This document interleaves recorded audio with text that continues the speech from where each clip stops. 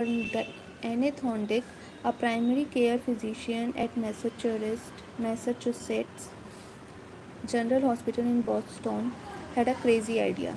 She believed she could improve eating habits of thousands of hospital staff and visitors without changing their willpower or motivation in the slightest way. In fact, she didn't plan on talking to them at all.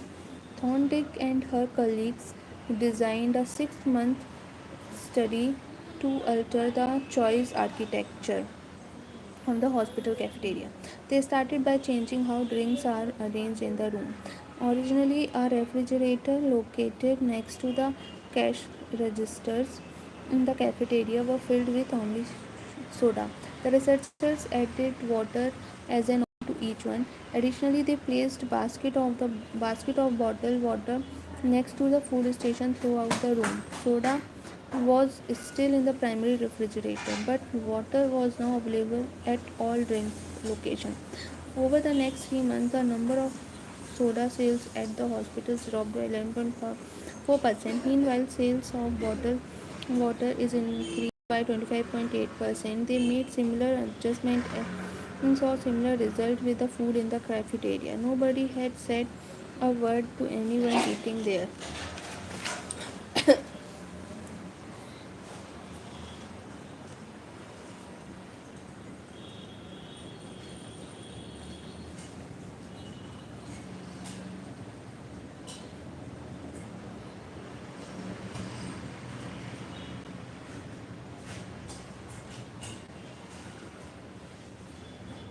People often choose products not because of what they are, but because of दाल जल्दी कंचन है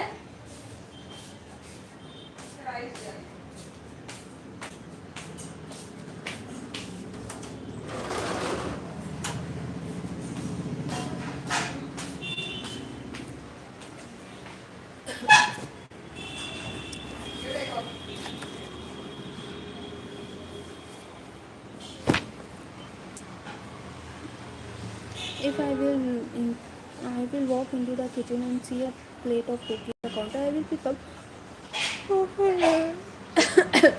and start eating. Even if I hadn't been thinking about them before and didn't necessarily feel hungry. If the communal table at the office is always filled with donuts and bagels, it's going to be hard not to grab one ever every now and then. Your habits change depending on the room you and cues in front of you. Environment is the invisible hand that shapes human behavior.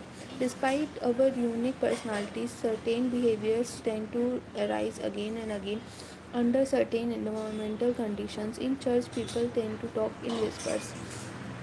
On the dark street, people act very and guarded. In this way, the most common form of change is not internal but external. We are changed by the around us.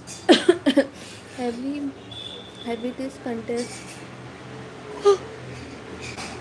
1931 psychologist Kurt Lewin wrote a simple question that makes a powerful statement. Behavior is a function of the person in their environment.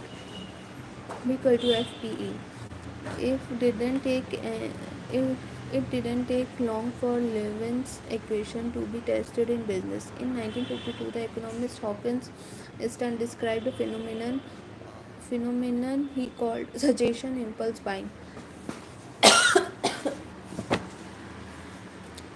which is triggered when a shopper sees a product for the first time and visualizes a need for it. In other words, customer will occasionally buy product not because they want them, how but because of how they are presented to them. For example, items at eye level tend to be purchased more than those down near the floor. For this reason, you find expensive brand names featured in easy to reach location or store sales because they drive the most profit, while cheaper alternatives are in harder to reach spots. The same goes for and caps, which are the units at the each of the aisles, and cap are money making machines for retailers because they are obvious locations that encounter a lot of foot traffic. For example, 45% of Coca-Cola sales comes specifically from end of the aisle rats. The more obviously available a product or a service is, the more likely you are you are to try it. People drink Bud Light because it is in every bar, and visit Starbucks because it is on every corner. We like to think that we are in control. If we choose water over soda, we assume it to be because we wanted to do so. The truth, however, is that many of the actions we take each day are shaped not by purposeful drive or and choice, but by most of the obvious options. Every every living being has its own method for sensing and the understanding the world. Eagles have remarkable long distance vision. Snakes can smell by tasting the air with their highly sensitive tongues. Sharks can small accounts of electricity and vibrations in the water caused by nearby fish. Even bacteria have chemo,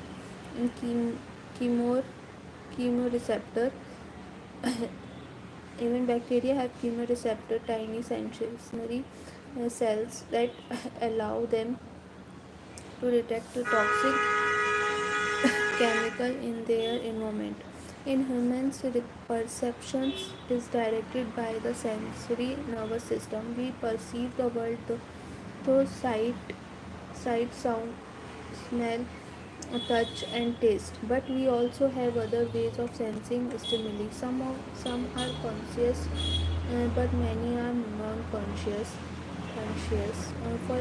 For instance, you can notice when the temperature drops before a storm, or when the pain in your gut rises during a stomach, or when you fall off balance while walking on rocky ground. Receptors in your body pick up on the wide range of internal stimuli such as the amount of salt in your blood or the need to drink when thirsty. The most powerful of all human sensory ability, however, is vision. The human body has about 11 million sensory receptors, and approximately 10 million of those are dedicated to sight. Some experts estimate that half of the brain resources are used on vision. Given that we are more dependent on vision than on any other sense, it should come as no surprise that visual cues are the greatest catalyst of our behavior. For this reason, small, a small change, a small, a small, a small, small, a small change in what you see can lead to be big shift lead to a big shift in what you do. As a result, you can imagine, you can imagine, you can imagine how important it is to live and work in environments that are filled with productive cues and devoid of unproductive ones.